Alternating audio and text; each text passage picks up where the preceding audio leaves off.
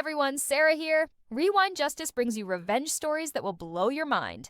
If you're ready, hit subscribe and let's go. I learned early that love in my family came with conditions. When I was 16, my parents sat me down for the college talk. Your sister Emily needs braces, Mom said. $12,000. And your brother David's music program at the Arts Academy is extremely expensive. Dad cleared his throat. We've decided to focus our resources on Emily and David. You're academically gifted. You'll get scholarships. You don't need our help. The smart one. That was my role.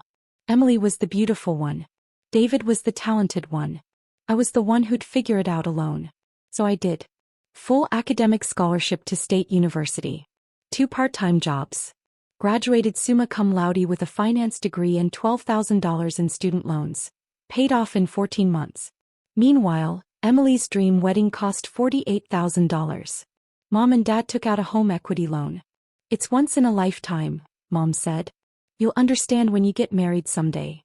I was 24, single, working 70-hour weeks. Nobody was planning my wedding fund. David's music career required instruments, studio time, competitions. Dad's credit cards climbed higher. We believe in his potential, Dad said proudly. Just not mine, apparently. By 28, I'd been promoted to senior analyst at Hartfield and Associates.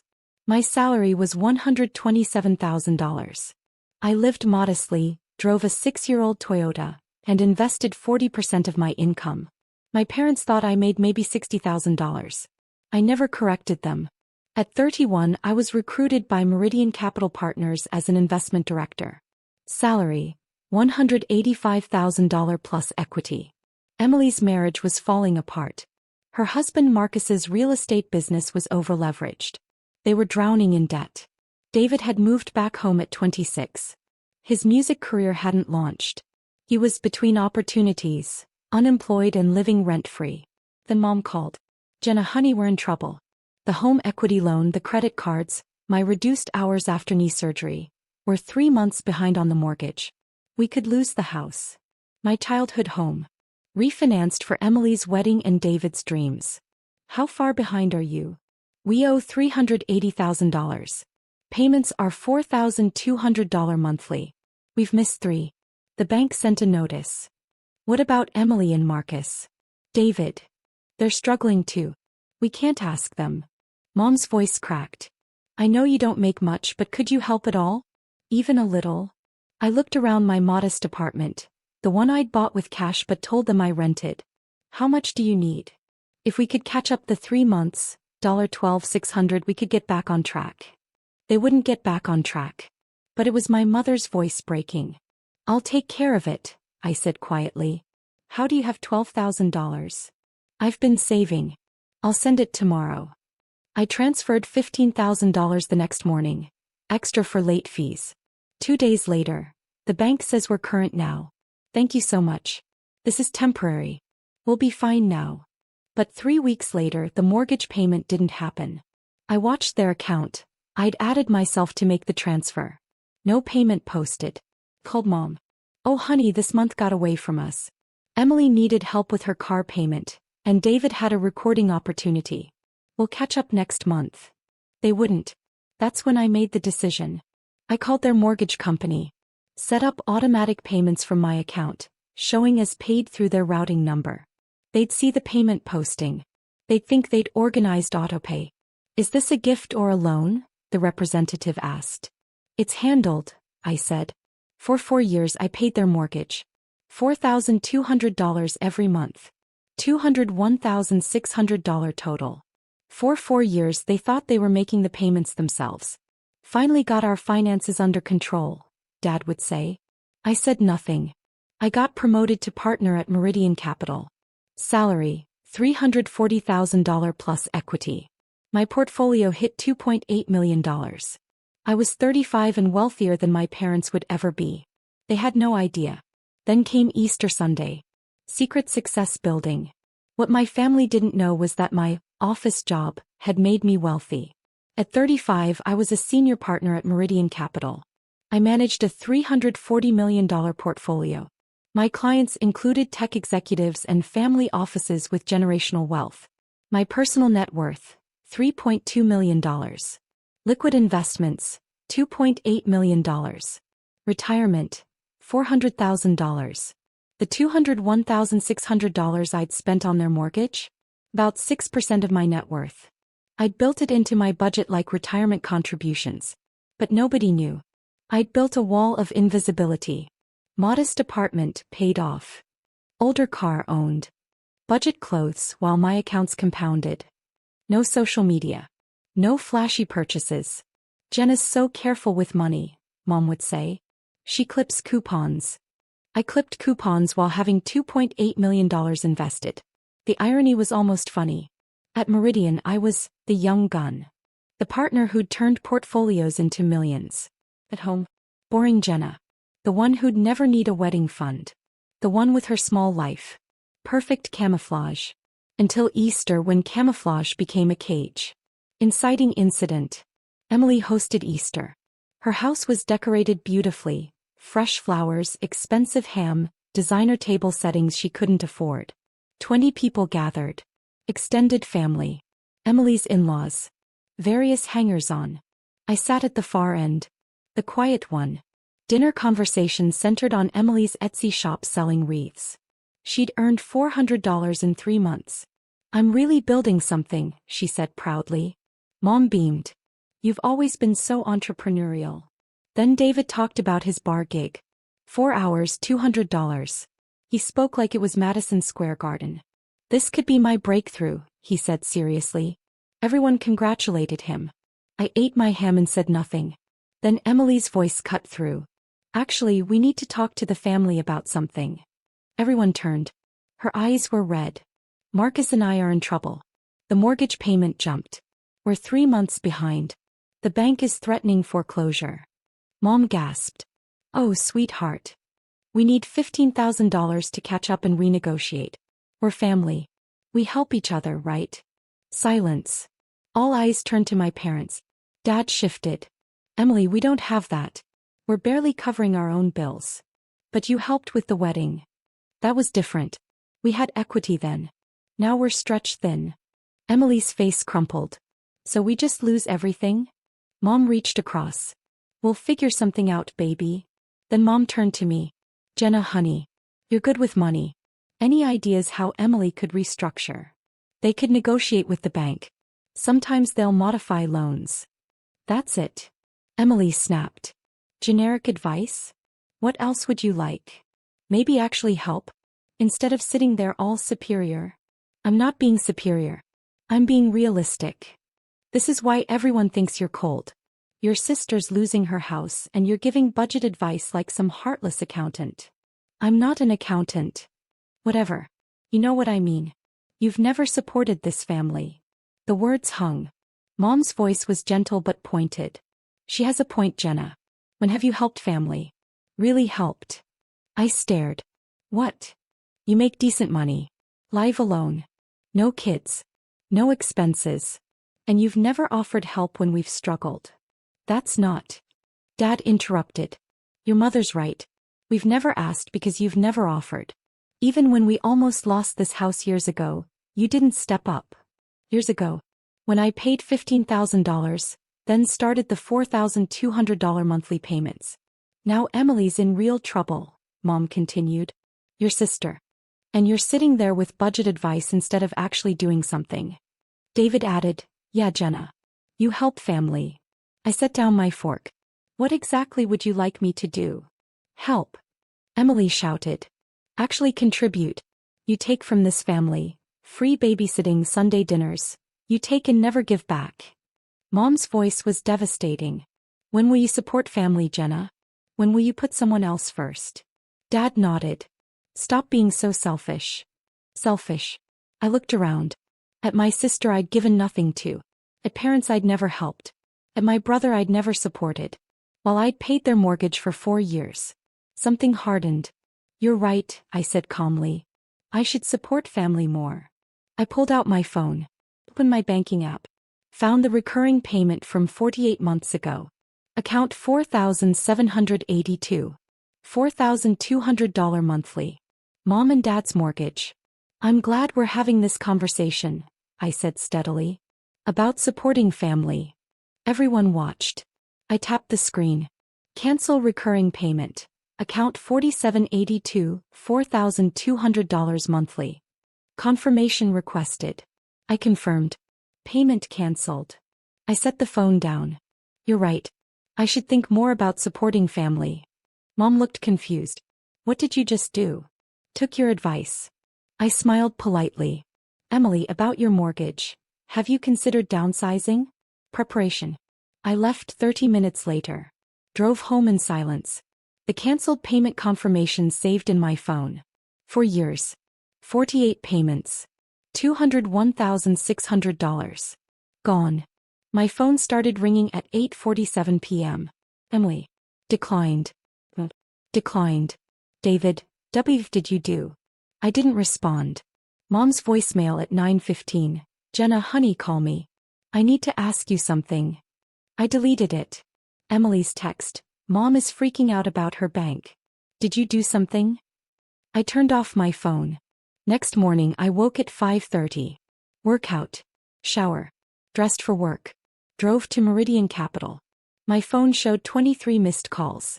At 8:47 a.m. Rachel, your mother's online too. Says it's urgent. Tell her I'm in meetings all day. She says it's about her mortgage. Still in meetings.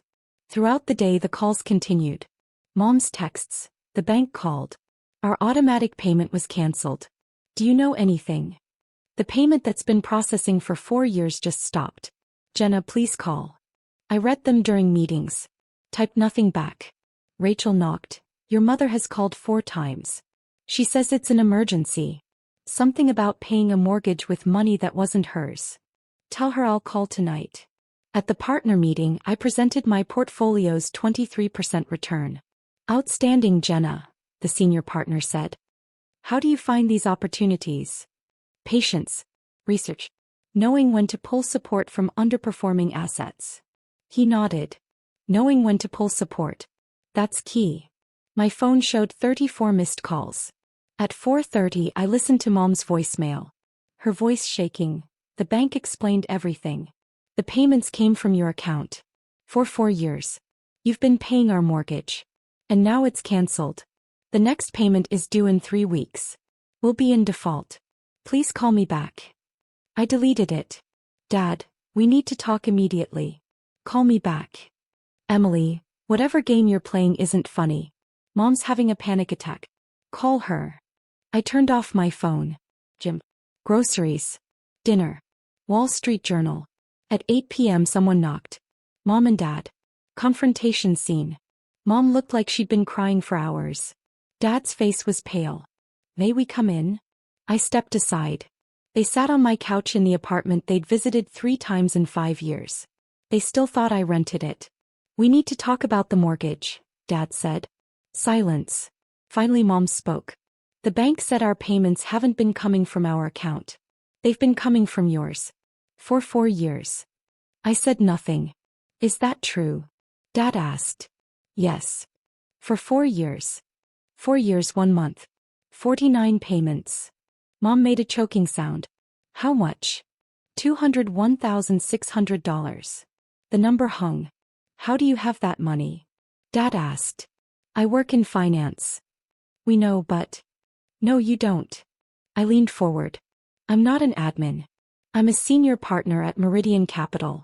I manage $340 million. My salary is $340,000 plus equity. My net worth is $3.2 million. They stared. 3 million. Mom whispered. 3.2 yes. But this apartment. Your car. You never. I own this apartment.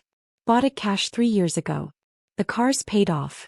I live modestly by choice. Dad shook his head. Why didn't you tell us? Would it have mattered? Of course. Really? For years ago you were losing your house. I paid $15,000 to catch up your payments. Do you remember thanking me? Silence. You don't remember because you never knew. Then I watched the next payment not happen. So I set up automatic payments from my account. Why without telling us? Because you called crying. Because it was your home. Because I wanted to see if anything would change. Change what? Your perception of me. Whether you'd notice that every month your mortgage mysteriously paid itself. Dad's face reddened. That's not fair. You praised yourself for getting organized. Meanwhile, I transferred $4,200 every month while you called me uninvolved. Selfish. We didn't know. Exactly. You never asked. Never wondered. You took it as proof you'd figured it out. Mom was crying. We're sorry. We didn't realize. Yesterday at Easter? About me never supporting family? I stood. I've paid $201,600 of your mortgage. While you bailed out Emily. While David lived rent-free. While you called me boring. We never. Steady. Limited. Small life. Decent money. I listed their words. Should I continue? Dad found his voice. We're grateful. But why cancel the payments? We'll default. I know. Then why? Because my mother asked when I'd support family. My father called me selfish. My sister said I never contribute. I realized, nothing will ever be enough. I've paid over $200,000 and you didn't know. What would be enough? Another 4 years. That's not what we meant. But it's what you said. I pulled out a folder. Payment history. 49 payments. Every confirmation. I handed it to them. Mom opened it with shaking hands. Page after page. $4,200. $4,200. 49 times. By God, she whispered. I think you should leave.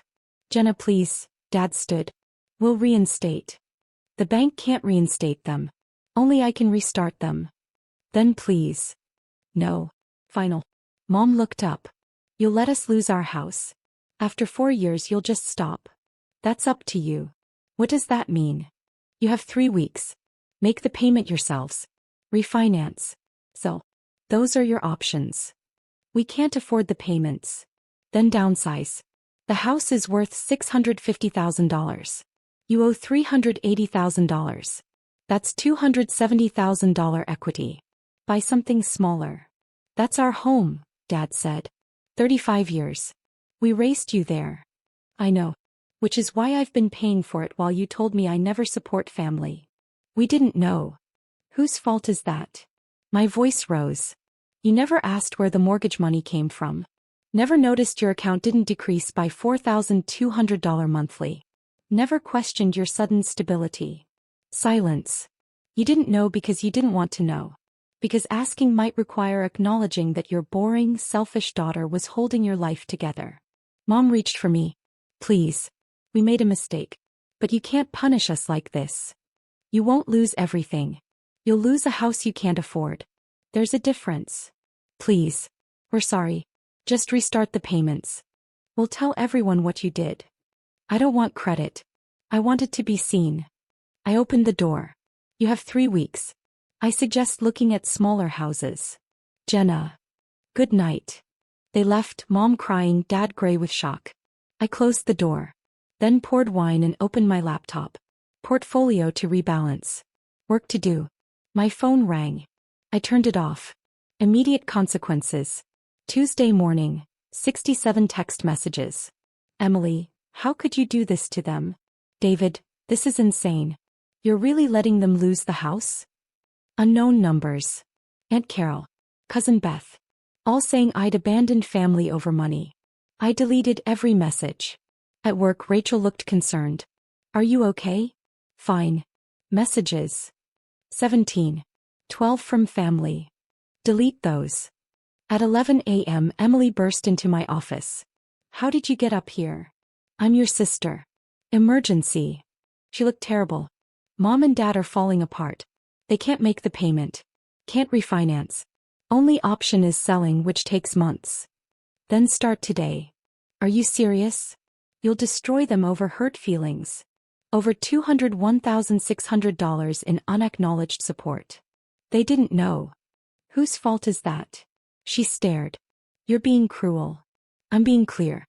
There's a difference. This isn't you. Tell me, Emily. What do I do for a living? You work at an investment firm. Doing what? Finance stuff. I'm a senior partner managing $340 million. Her mouth opened. What's my salary? I don't know. $340,000. Net worth $3.2 million. But you didn't know because you never asked. What's my address? Main Street. Madison Avenue. 5 years. You've been here 3 times. Favorite restaurant? Weekend activities? Interests? I watched her struggle. You don't know. Because I'm just boring, Jenna. Always there but never interesting enough to see. She sank into a chair. I didn't realize. No one did. That was the point. I turned to my computer. I have work. What about mom and dad? They need to downsize and live within their means. They'll lose their home. They'll sell a house they can't afford. There's a difference. Emily stood. When did you become so cold? When I started paying their bills while being called selfish. Reception will validate your parking. She slammed the door. Wednesday. Dad texted that mom was in the hospital. Panic attack. I called her doctor. Your mother is stable. Anxiety not cardiac. Home tomorrow. I texted Dad, spoke to her doctor. She's fine. Dad, this is your fault. Me, this is the consequence of financial decisions you made. I've simply stopped cushioning them. Dad, you're heartless. I didn't respond. Thursday. Family group chat exploded with demands for a family meeting. I left the chat. Friday, a realtor called. Your parents asked me to call. They're listing the house. Good. That's the right decision. They're quite emotional. It's a necessary adjustment. How long until sale? 60 to 90 days. After hanging up, I stared at my screen. 60 to 90 days. They'd be out by summer. Mom texted, we're selling the house. Hope you're satisfied. Me, I'm satisfied you're making a responsible financial decision. Mom, we have nowhere to go. Me, you have 60 to 90 days. That's sufficient. Mom, how can you be so cold? Me, I've been paying your mortgage for 4 years. How are you so blind to that? She didn't respond.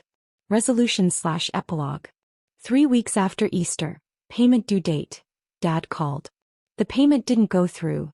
We're officially in default. The house will sell before foreclosure completes. We're moving to a 2-bedroom apartment.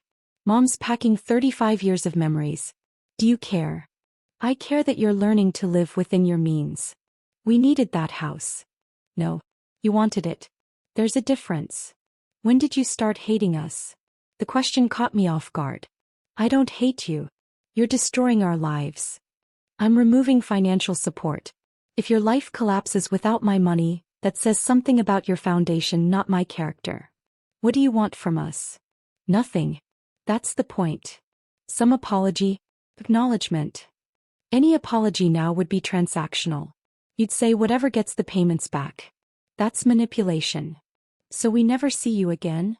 That's up to you. I'm not cutting anyone off. I'm just not paying your bills. He hung up. 2 months later, house sold. $680,000. After payoff and fees, they netted $283,000. They bought a 3-bedroom ranch for $240,000. Paid cash. No mortgage. First time in their lives they owned their home outright. Emily texted, they moved today. Tiny. Mom cried. Hope you're happy. I didn't respond. 4 months after Easter, a letter arrived. Mom's handwriting. Jenna. The new house is small. But something strange happened. For the first time in 30 years, we're not fighting about money. We own this house completely. We're learning to cook at home. Use the library. Make coffee. Last month we had money left over. Actual savings. Emily is selling her house too. Downsizing. Learning what we should have taught her about living within means. David got a job at a music store. Paying rent for the first time. We should have done this years ago. You were right about everything. We couldn't afford our lifestyle. When you removed support, everything collapsed. From the rubble, we're building something real. I don't expect forgiveness. But I needed you to know. You gave us the greatest gift. You forced us to grow up. I'm sorry it took losing our house to see what you've been all along. Not boring. Not limited. Strong. Successful. Clear-sighted. If you want to visit, 847 Maple Street. Small house. But it's ours. Love, Mom. I read it 3 times. then put it in my desk drawer and went back to work. 6 months after Easter, I drove to 847 Maple Street. Small ranch-style house. Tidy lawn. Mom's flower boxes in windows. I sat in my car for 10 minutes before knocking. Mom answered. She looked older, but lighter somehow. Jenna. You came. I got your letter. Come in. Please. The house was tiny. Clean. Organized. Comfortable. Their old furniture looked oversized but somehow worked. Dad was in the living room. Jenna. Dad. Awkward silence. Coffee? Mom asked. I made it at home. Sure. We sat at their small kitchen table. The house is nice, I said. It's small, but paid for. No mortgage. Just ours. Dad cleared his throat. We wanted to explain. You don't need to. Yes, we do. His voice rough. We failed you. Your entire life we failed to see who you were. Took your strength for granted. When you removed support, our world fell apart. Not apart, Mom corrected. Restructured. Painfully. Necessarily. She reached across, not touching but close. You paid our mortgage for 4 years. Over $200,000. We never noticed. Never thanked you. What kind of parents are we? The kind who are learning, I said. Finally. Silence. Emily and Marcus are in a 1-bedroom apartment, Dad said. Both working. She manages retail. He's in sales. Just steady income. That's good. David has a studio apartment. Teaches guitar lessons weekends. Also good. And we're living within our means for the first time. It's strange. But peaceful. Mom pulled out the folder. The payment history. I've kept them. I look at them and try to understand how we were so blind. You saw what you expected to see. You shouldn't have had to hide your success. No. But I did. Now I don't anymore. Can you forgive us? I thought about 4 years. About $201,600. About being called boring. I don't know yet. But I'm here. That's a start. Dad nodded. More than we deserve. Probably.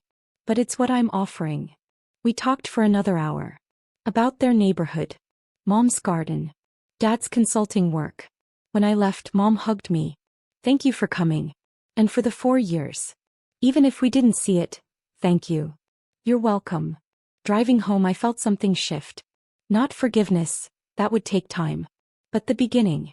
The possibility. Rachel called. The Harper Corporation called. They want to discuss $89 million in assets. Schedule Monday. Your mom called earlier. She sounded nice. I smiled.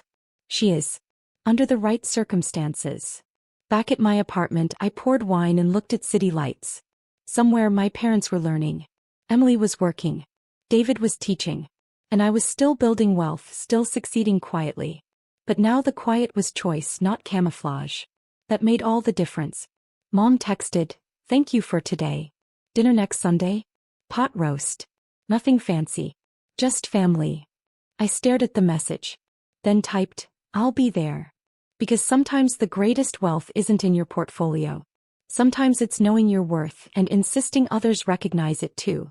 Even if it costs $201,600 and a childhood home to finally be seen.